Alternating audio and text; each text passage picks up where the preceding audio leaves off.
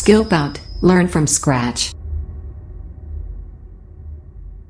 So, guys, good morning, all. Just we had the mock beta yesterday, and today we're gonna be discussing the questions. Okay, the following question, which you can see it, right? That is the first question which we have appeared. Just we can see it how to analyze it, and then we follow on to it. Okay, so we are having this first question. So it's a story about a guy who came up with a solution to purchase an item. Okay, so the costliest item at a particular place could be of n rupees. So the person came up with a solution to buy that particular item of n dollars. What we have to do is we have to provide every possible change from one to that particular amount n.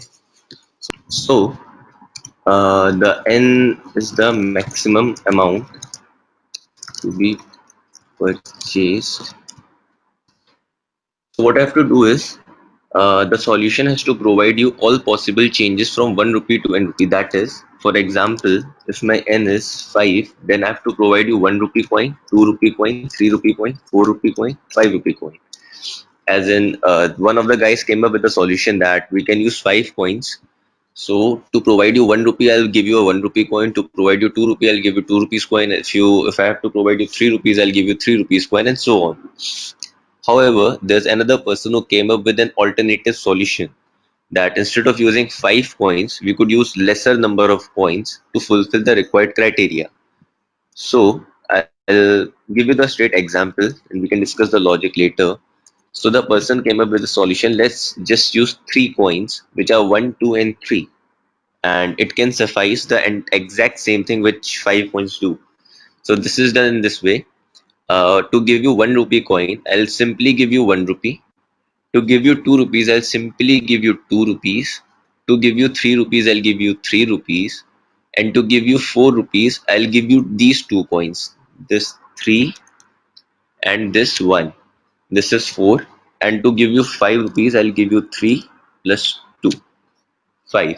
So this is an alternative solution and this minimizes the required denominations in hand. So this is a pretty simple approach to process this. I was discussing the same approach with Abhimanyu as well. So this is a pretty simple approach. All you have to do is you have to find out what is the minimum number of bits that are required to represent the number. So for example, for 5, there are 3 binary digits required, which is 1, 0, 1. So this number could be represented in 3 bits, that is 1, 2, and 4. Right. So my solution gives you 3 coins, that is 1 rupee, 2 rupee, 4 rupee. So to give you okay, so the binary correspondence is something like this.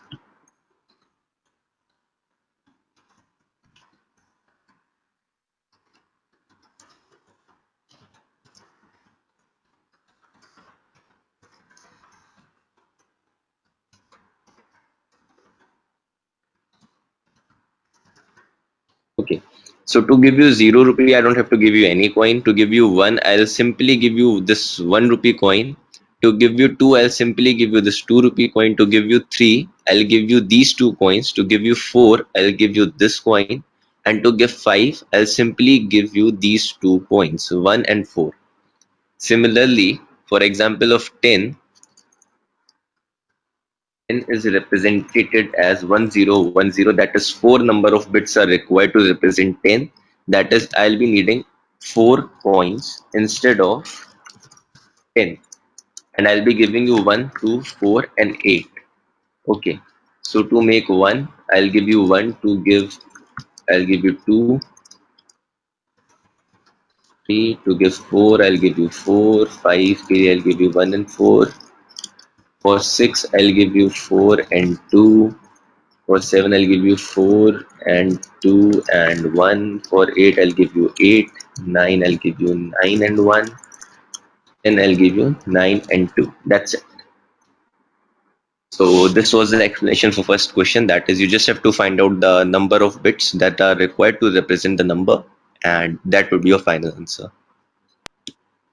From where do you came to this answer? Okay, Shubham, this is the property of binary numbers. So, like whatever bits you are about to be constituted with. For example, if you're using n bits, then this is the property of binary numbers that you could make 0 to 2 raised to power n minus 1. So this is the property of binary numbers. Similarly, what you can do is to find out the value of n, you could simply take log base 2 of n, which will give you the required bits. So log base 2 of 10 would give you 4. The same concept is applicable here. How do you came to know? By share मतलब कि बस answer match हो रहा था इस वजह से, या फिर मतलब कि ऐसे अगर ये प्रोसेस अगर हम लोग को नहीं पता होता तो जैसे उसने क्वेश्चन बताया था तो फिर हम लोग कैसे डिसाइड करते हैं कि ऐसे ऐसे करने पे ही ऐसा सॉल्यूशन होगा। मतलब कि 5 रुपए के लिए हम लोग को मिनिमम 3 ही चाहिए ऑप्शन, ये सब पता कैसे चले? भाई अलग अलग कॉन्सेप्ट ट्राई करने पड़ते हैं। अगर बाइनरी वाला एग्जैक्ट नहीं पता होता तो शायद कुछ और ट्राई करते। नहीं, जैसे कि इसमें तो तुमको फॉलो मतलब सही बात है, पहले से क्वेश्चन बनाया तो तुमको पता है कि मतलब ऐसा ऐसा आ रहा है, मतलब कि 10 में 4 आ रहा है, 5 में 3 आ रहा है। बट अगर क्वेश्चन के ये तो मतलब कि ये किसी और लॉजिक पे भी डाल देता, तब भी यही डालते हम लोग तो आंसर तो मिल गया। भाई अगर और कोई लॉजिक भी एग्जिस्ट करेगा तो ऑब्वियस सी बात है, मल्टीपल लॉजिक्स तो एक पर्टिकुलर क्वेश्चन के एग्जिस्ट कर सकते हैं। बट जो भी है लॉग बेस 2 हमेशा मिनिमम हमको जनरेट करके देता है। अगर मैं लॉग की वैल्यू और बढ़ाऊंगा, बेस 10 जाऊंगा, तो ऑब्वियस सी बात है वैल्यू और कम होगी। बट अभी हम लोग को बात करनी थी कि हमको कितने कॉइन्स देने हैं, सो मैं लॉग बेस 2 ही रहूंगा। सो उसकी सिंपल अप्रोच सीधे सीधे बाइनरी डिजिट कन्वर्जन हो जाएगी। Sir, can you please explain why are we taking 9 and 1 for 9? Because we can only take 9 for getting 9. So this was my mistake. This is 8 and 1. There's no 9 rupee coin with me. I'm having only these 4 coins, 1, 2, Yes. 4 and 8. And to make 9, I'll use 8 and 1 rupee coin. And this is 8 and 2. I mistakenly used 9. Yeah. And so for 4 coins, how are you taking 1, 2, 4, 8? How are you getting these 4 coins? This is binary representation of 10. I mean, when you start representing binary, it is in 2 raised to I. And I is from 0 to I is n minus 1. So for representing 10, my representation becomes, this is how 10 is made in binary. My 1th bit is 0, 2th bit is high, 4th, that is 2 raised to 2 is 0, 2 raised to 3, that is 8 is high. So 8 plus 2. So this is why I'm taking these 4 points, 1, 2, 4, 8. If the number would be higher, I'd go with 16, and then I'll go with 32, and so on. Okay. That's why we are taking 8, 4, 2, 1, right? Yes, that's the reason we're taking 8, 4, 2, 1. Okay. Thank you, sir. आशीष ठीक है। एक बात और explain कर दे सबको कि जैसे जब तूने बताया है ना कि इस प्रॉब्लम को सॉल्व सीधा हम बाइनरी के उसमें कर सकते हैं। हाँ। अगर उस नंबर को बाइनरी में कन्वर्ट करके करेंगे तो डायरेक्ट कर सकते हैं। अब मुझे लग रहा है यहाँ काफी सारे लोगों को ये समझ नहीं आया कि तू सीधा डायरेक्ट बाइनरी नंबर पे आ गया ना, क्योंकि पढ़ रखा था तूने, थोड़ा बहुत आइडिया था उस चीज के बारे में है तो, हाँ सुन, इन्हें ये बता दे एक बार कि क्या कहते हैं बाइनरी नंबर ही क्यों लिया, मतलब कैसे जो कॉइन्स जैसे अगर एक कॉइन ही है, मतलब जो मैक्सिमम प्राइस अगर 1 है हमारा, सुन रहा है? हाँ, अगर मैक्सिमम प्राइस 1 है तो हमें बस एक कॉइन की जरूरत है। अगर मैक्सिमम प्राइस 2 है तो हमें उस जो हमारे पास पहले सिंगल कॉइन था जिसकी वैल्यू 1 थी, वो तो रिक्वायर्ड नहीं होगा, हमें एक और कॉइन इंट्रोड्यूस करना पड़ेगा। हमें 2 कॉइन लेने पड़ेंगे क्योंकि वैल्यू 2 होगी। हाँ, क्योंकि हमें एक और कॉइन इंट्रोड्यूस करना पड़ेगा, तभी हम जो 2 प्राइस का वो है कोई भी प्रोडक्ट है उसे परचेज करने के लिए हमें एक और कॉइन इंट्रोड्यूस करना पड़ेगा। हम 1 से तो कर नहीं सकते, तो हमने 2 कॉइन करा। हाँ। अब 2 जब कॉइन यहाँ पर इंट्रोड्यूस हो चुका है, तो हम वन प्राइस का भी प्रोडक्ट परचेज कर सकते हैं, 2 प्राइस का भी प्रोडक्ट परचेज कर सकते हैं, हाँ है। और यहाँ पर अगर अब थ्री प्राइस का भी प्रोडक्ट आ गया, तो थ्री हाँ प्राइस का भी टू और वन को एक साथ अगर यूज करेंगे तो हम परचेज कर लेंगे। कर लेंगे भाई, बट तो दो अब ही यहाँ तो पर केस आया, हाँ, अब यहाँ पर केस आया कि अब हमें 4 प्राइस का प्रोडक्ट परचेज करना है, समझ हाँ रहा है। अब 4 हाँ हाँ प्राइस का प्रोडक्ट इस तक के कॉइन तक से तो परचेज होगा नहीं। अब मैं हम यहाँ बिल्कुल। पर इंट्रोड्यूस नया कॉइन अगर 3 इंट्रोड्यूस करेंगे तो वो तो हाँ हाँ बेकार है ना, क्योंकि 3 प्राइस तक का तो ऑलरेडी हम परचेज कर पा रहे हैं, तो 3 प्राइस तक थ्री वैल्यू का कॉइन इंट्रोड्यूस करके करेंगे क्या? जब 3 तक भाई का तो कर पा रहे हैं तो हम उससे ज्यादा का करेंगे ना, तो करेंगे 4 का इंट्रोड्यूस करेंगे, हाँ समझा। भाई तू बता, अगर तेरे को 4 रुपए का सामान लेना है, 4 का इंट्रोड्यूस करेंगे, हाँ, देख अगर तेरा मेरे को पॉइंट 4 रुपए का सामान लेना है, मेरे पास 1 और 2 के कॉइन है, तो उनसे तो हाँ परचेज, हेलो, हाँ हाँ बोल, वो सुन रहा हूँ सुन रहा हूँ हाँ, सुन तो रहा मैं उनसे तो परचेज कर नहीं सकता ना। हूँ। बिल्कुल नहीं कर सकता, तो हाँ, एक तो एक्स्ट्रा अब कॉइन जैसे चाहिए थी। अब मुझे 4 प्राइस, अब मुझे ठीक है 4 प्राइस का प्रोडक्ट जैसे परचेज करना है, तो मुझे 4 वैल्यू का ही कॉइन इंट्रोड्यूस करना पड़ेगा, क्योंकि 3 का करूंगा तो वो तो नॉनसेंस है, क्योंकि उस उतनी प्राइस तक का तो मैं ऑलरेडी परचेज कर पा रहा हूँ। अब जैसे अब ये देख सकते हैं हम यहाँ पर कि ये जिस तरीके से कॉइन इंट्रोड्यूस हो रहे हैं हमारे नए, तो ये हाँ जो इंट्रोड्यूस हो रहे हैं ये सिंपली बाइनरी नंबर रिप्रेजेंट कर रहे हैं, ऐसे लेके जा सकता है तू। थैंक्स भाई। अब ये कह सकते, तो हाँ अब ये हो हाँ सकता है ना कि आप कैसे कैसे पहुंचे उस अप्रोच के पास है। अब डायरेक्ट सॉल्यूशन बताएंगे तो यहाँ तो समझ ही नहीं आएगा किसी को। अरे भाई क्लियर तो सबको हो गया है, चुल मची हुई है। ठीक है, अबे नहीं, मुझे फोर लगा अरे नहीं, वो बीच में शुभम को डाउट हुआ था ना, तो शुभम को यार थोड़ी, Ankit, Ankit, हाँ sir, Ankit. Yes sir. That's okay. That's okay. No problem. You want to take the opportunity? नहीं सर, मैं बस ये कह रहा हूँ आगे जो भी क्वेश्चन Ankit. समझाए तो बेसिक से समझाए पूरा। Okay, okay, okay. The thing is, like, we need to finish it up all the questions, all the 6 questions. Okay. So when they have the doubts, let them ask it. At that time, they will ask it, right? At the time, we will be proceeding it. Correct. So or else it will take like ठीक है 1 sir. hour. Even I personally told them. Okay. जो भी है उतने ऊपर ऊपर का बोल दो बस. जो अगर जो डाउट है, जो भी इंटरेस्टेड है वो पूछेंगे वो सवाल, जैसे आप जैसे लोग इंटरेस्ट होंगे ना, तब वो पूछेंगे ऐसा ऐसा करके. Alright, at that time we will go in the depth. Got the whole point? जैसे सर अगर 5 के लिए 3 कॉइन चाहिए ठीक तो है। मोर देन 1 कॉम्बिनेशन हो सकता है ना।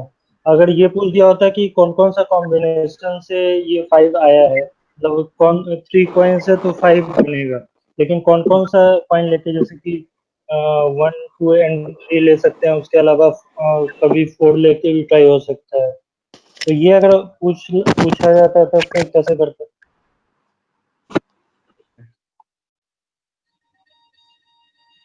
Ashish? Yes sir. Yeah, you heard him? या वो 5 रुपी 5 के लिए कौन कौन से कॉम्बिनेशन चाहिए वो चाहिए ना। हाँ, जैसे कि 3 तो होगा ही आंसर, लेकिन कौन कौन सा कॉइन लेके 3 बना सकते हैं, उसका तो एक से ज्यादा हो जाएगा, तो ये फाइव कैसे के पता लिए चलेगा? 5 के लिए मेरे को 3 कॉइन्स चाहिए। ये क्लियर हो गया भाई। तो 2 की पावर 0 हम्म 1, 2 की पावर 1 हो जाएगी 2, एंड 2 की पावर 3 हो जाएगी 4। तो ये 3 कॉइन लूंगा मैं, 4 2 और 1। और हम्म 5 जनरेट करने के लिए एक ये दूंगा, 0 का 2 का कोई नहीं दूंगा, और 1 का 1 दूंगा। हम्म ये हो जाएगा 5 का। सिमिलरली 6 की अगर बात करूंगा तो 6 के लिए भी 3 ही कॉइन्स चाहिए, एंड 6 को जनरेट करने के लिए 1 1 0 हो जाएगा। 5 BC से जनरेट हो जाएगा, जो कि तेरा 1 0 1 से हो जाएगा। 4 BC से हो जाएगा, 3 भी हो जाएगा, 2 भी हो जाएगा, एंड 1 भी हो जाएगा। लेकिन इस वाले में 1 2 और 4 ही हमेशा तुम ले रहे हो ना कॉम्बिनेशन हाँ तो ना। 1 2 4 ही रहेगा भाई, जो भी 2 की पावर में आएगा कॉइन्स तुम उतने ही लोगे। अगर 4 कॉइन्स लेने पड़ रहे, जिससे 10 के लिए हुआ था, तो 4 कॉइन चाहिए, तो 1 2 4 और 8 ही लोगे। अगर और बड़ी वैल्यू होती लेकिन है हम लोग मान लिया 1 2 और 3 1 2 और लेकिन हम लोग 1 2 और 3 भी ले अगर पॉइंट्स तो भी सारा पॉसिबल कंडीशन तो हो ही सकता है। हाँ जनरेट 1 2 3 से भी हो जाएगा, एक पर्टिकुलर उससे भी नंबर तो ऑफ सारे के सारे पॉसिबल आंसर है ना भाई।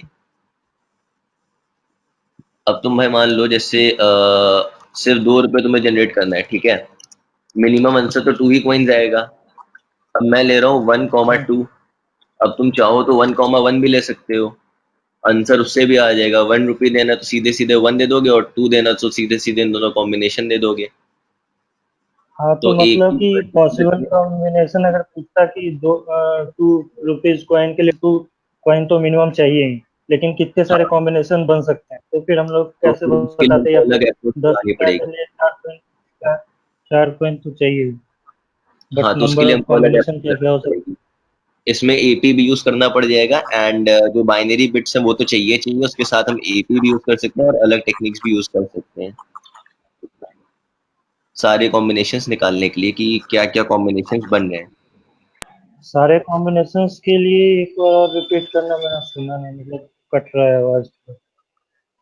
भाई सारे कॉम्बिनेशंस हम जब निकालेंगे तो हम चेक कर लेंगे, जैसे 2 कॉइन्स हैं तो कॉइन्स की वैल्यू 1 हो सकती है या 2 हो सकती है, 2 के ऊपर तो कभी नहीं जाएगी ना, तो सारे कॉम्बिनेशन यही बनेंगे ना, 1,1 और 1,2, क्योंकि जीरो कंसीडर नहीं करोगे। अगर 3 कॉइन्स होते तो कॉम्बिनेशन 1 2 1 1 1 होता, 1 2 1 1 2 होता, 1 1 3 होता, 1 1 4 होता, 1 2 1 होता, और इसी प्रोसेस में आगे चलते हैं हम लोग चेक करते हैं कि कौन कौन से कॉम्बिनेशन से सारे पॉसिबिलिटी सफाइस हो रही हैं। तो जिन जिन पॉसिबिलिटी से सारे हम लोग के वैल्यूज मिल जाती हैं हम उसको ऐड अप कर लेते हैं। बट ये क्वेश्चन का पार्ट ही नहीं है, क्वेश्चन का पार्ट सिर्फ इतना है कि हमको minimum number of coins print कराना है। तो बाकी कॉम्बिनेशन से हम लोग की कॉम्प्लेक्सिटी भी हाई हो जाएगी, क्योंकि इस चीज को जनरेट करने की कॉम्प्लेक्सिटी एक्सपोनेंशियल है, सो हमको इस जगह जाना ही नहीं है। अच्छा, और ये कॉम्प्लेक्सिटी वाली बात भी कहीं पे बता देना, मतलब कि कंस्ट्रेंट और कितना कंस्ट्रेंट से कैसे पता चल जाए कि 2 लूप ले सकते हैं या फिर 3 ले सकते हैं, या फिर मतलब कि कितना तक में कॉम्प्लेक्सिटी हाई हो सकती है, जैसे कि 10 रनिंग की टाइम पावर, भी कहाँ तक जाना चाहिए। अगर टोटल प्रोग्राम 10 की पावर 7 या उससे ज्यादा चल रहा है तो तुम्हारी maximum complexity big of N रहनी चाहिए। 10 की पावर 5 तक है तो n log n यूज कर सकते हो। 10 की पावर 4 के लिए अप टू n स्क्वायर जा सकते हो, और अगर n की वैल्यू अंडर 30 है तभी एक्सपोनेंशियल जा सकते हो। ये कांस्टेंट होते हैं, अगर इसको फॉलो नहीं करोगे तो टीएल ही आएगा। हम्म, इसका सॉल्यूशन n टाइम में देना है, इसका सॉल्यूशन n log n में देना है, इसका n स्क्वायर में देना, और इसका एक्सपोनेंशियल जा सकते हो, क्योंकि कंप्यूटर एक सेकंड हाँ में सिर्फ क्योंकि ये 10 जरूरी ऑपरेट कर सकता है। क्योंकि ये क्या भाई? जरूरी है ना, मतलब पहले ही कंस्ट्रेंट देख के आदमी समझ सकता है कि मतलब कि मेरा लॉजिक जो हम लोग सॉल्व करने वाले हैं वो लगाना चाहिए या फिर कोई और सर्च करना चाहिए, नहीं तो फिर बाद बिल्कुल में रन बिल्कुल, टाइम एरर आने से क्योंकि तो बाद में वो टीएल ही अगले देगा, उसको कोई बेनिफिट है नहीं। हाँ तो अब से मतलब कि जो क्वेश्चन अगला लोग है उसको पहले ही देख के बता देना कि इसमें कंस्ट्रेंट ये है तो फिर ऐसा ऐसा कर सकते हैं, क्योंकि कंस्ट्रेंट में भी 2 3 होता है ना, कि उसमें किसी में लिखा होता है कि 5,000 तक जा सकते हो, किसी में लिखा होता है कि मतलब 10 के पावर समथिंग करके लिखा होता है, तो वो सब 5,000 शुरू है, ब्रेक कर क्योंकि लिया करो कंस्ट्रेंट तो 10⁻³ हो जाएगा वो, 5 इंटू 10⁻³ इसको ब्रेक कर लिया करो तो 10⁻³ कंसीडर करेंगे तो n स्क्वायर में जा सकते हैं सॉल्यूशन में। ये चीज देखने वाली होती है बस। तो एक बात बताइए, ये मैंने विदाउट बाइनरी नंबर के कॉन्सेप्ट से किया था, तो दो कॉन्सेप्ट्स लगाए थे, दोनों से या तो रन टाइम एरर आ रहा था, मतलब एक्सेप्ट हो गए थे टेस्ट केसेस, बट सबमिट होने पे एरर आ रहा था, तो सर ऐसे क्यों आ रहा था, दोनों मेरे लॉजिक से फेल हो गए थे। क्या एरर आ रहा था आपको सर? एक बार तो मेरे ख्याल से उसके हिडन टेस्ट केसेस पास नहीं हो रहे थे शायद। सर एक तो सिंपल लॉजिक था कि जो भी नंबर है हमारे पास, जैसे 10 है तो 10 का हाफ करके -1 कर देना, मतलब अगर इवन नंबर है तो, अगर ऑड है तो +1 कर देना, 100 डालो। इवन के लिए, हाँ इवन के लिए उसे डिवाइड करके 2 से मतलब अगर इवन है तो उसका आधा करके उसमें -1 कर देना। जैसे 10 है, 10 का आधा किया हमने 5, तो 5 माइनस 1 4, तो उसका 4 आंसर आएगा। तो 100 को क्या आएगा? 100 का 49 49 सही है आंसर। नहीं। हाँ, यही ओके, यही हो। तो यहाँ पे फेल हुआ। एक दूसरा लॉजिक था कि हमारे पास ऐसे 10 है तो हमने 1 से एक लूप चलाएंगे, 1 से लूप चलाया 10 तक, और जो जो नंबर आ रहा है एक सम वेरिएबल ले लेंगे जो कि हम 0 से इनिशियलाइज करेंगे, फिर सम के अंदर एक एक नंबर ऐड करते जाएंगे और जब तक ऐड करेंगे जब तक कि 10 नहीं आ जाता, जब तक सम उसका 10 के बराबर नहीं हो जाता। Okay, you are telling 1 plus 2 plus 3 plus 4 like that, हाँ, right? That is called as perfect square you tell it has. Okay, जो भी स्क्वायर है तब होगा, जब स्क्वायर नहीं होगा तब नहीं होगा वो। जैसे कि for 4 it will accept it, for 9 it will accept it, for 16 it will accept it, for 25 it will do it, but for other numbers it will go on, plus or minus it will go on. तो मतलब ये sir fail होगा क्या ये भी आगे जाके? Fail, तो फेल होगा। जस्ट कर लो 11 को, 11 के लिए क्या करोगे देखो। सर 11 के लिए 1 + 2, That means 8 plus 2 plus 1, right? या 8 plus 2 plus 1, 1 plus 2 plus 8, 1 + 2 + 8 कैसे? 11 होगा ना, 1 plus 2 plus 8, हाँ हाँ, right? That is what the Ashish was discussing right now. It is all the binary thing, binary addition. Okay sir. Yatin जो So तेरा logic है, यतिन जो सम कर रहा है हाँ। 1 वो सम में वेरिएबल ले रहा है, और तुमने वाइल लूप यूज किया होगा जब तक तुम्हारा सम ग्रेटर लेस वो जब तक लेस देन या इक्वल टू तक यूज किया होगा वाइल लूप, ठीक है। अब जब तुम 11 पे आओगे तो तुम्हारा करेगा 1 + 2 + 3 + 4, यहाँ तक तो हो गया, 9 हो गया, तो 9 या 10 हो गया, उसके बाद वो 5 और ऐड करेगा, तो तुम्हारे काउंट वेरिएबल आ जाएगा 5 वाई, और उधर वो आंसर गलत हो जाएगा। समझ रहे? देवांश उसका देवांश हाँ हेलो, मैंने सेम लॉजिक से भी मैंने भी इसी मेरे को लगा था स्टार्टिंग में कि पहले कुछ के एलिमेंट्स ही चाहिए, नेचुरल एलिमेंट्स कंटिन्यूअस, कि जिनसे हम एक पर्टिकुलर सम बना लेंगे। जैसे 11 है तो इसको मैंने बाइनरी से ना सोच के मुझे लगा कि जैसे 1 + 2 + 3 कंटिन्यूअस से कितने नंबर से बना सकते हैं, तो मैंने यही लॉजिक लगाया था एंड वो फाइनली एक्सेप्ट हो गया था। यही कंफ्यूजन आ रहा है कि जो चीज आशीष बता भाई रहा है उससे भी एक एक्सेप्ट हो रहा है, एक ये चीज सेम बताता एक्सेप्ट हूँ, हुआ है मेरा दोनों नहीं, दो नहीं, तरीके से। ये मैंने डायनेमिक से किया था। एक्सेप्ट हो गया कंप्लीट होगा, फाइनल उसमें कोई दिक्कत नहीं है, एक्सेप्ट ये हो गया वाला होगा, उसमें मेरा कोई भी यही हुआ था। पर कभी कभी कुछ ना कोई टेस्ट केस ऐसे होते हैं भाई, मान लो उस बंदे ने वो टेस्ट केस डाला ही नहीं। अभी 11 हाँ देखते भाई, हैं अगर मुझे भी अपन, कंफ्यूजन है। ठीक है 11 देखते हैं तो ये लॉजिक सीधा सीधा फेल कर जाएगा। या तो 11 के लिए तो 5 कॉइन आने चाहिए ना। मैं यही अब कह रहा हूँ कि अब उसमें क्वेश्चन में स्पेसिफिक नहीं दिया था ना, अब क्वेश्चन में ये भी नहीं कहा था। मैंने जो एज्यूम किया क्वेश्चन देख के, एक सैंपल टेस्ट केस में वही बेसिक था दिया था, 5 दिया था, 1 2 3 लिया, तो सीधा सीधा 1 2 3 मेरे को यही लगा कि कंटिन्यूअस शायद से लेना है। बाइनरी भी जा ही सकते हैं, बहुत सही अप्रोच है, कुछ गलत नहीं है। बस अगर कंटिन्यूअस के हिसाब से देखा तो कहीं डिनाई नहीं किया और वो एक्सेप्ट भी हो गया।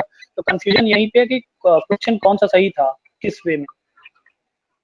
भाई एक्चुअली अगर देखा जाए, अगर तुम वाइल लूप में लेस देन और इक्वल टू यूज कर रहे हो ना, अगर इक्वल टू लगा दिया तो वो फेल हो जाएगा, क्योंकि वो 10 पे आएगा 4 तक वो, ठीक है।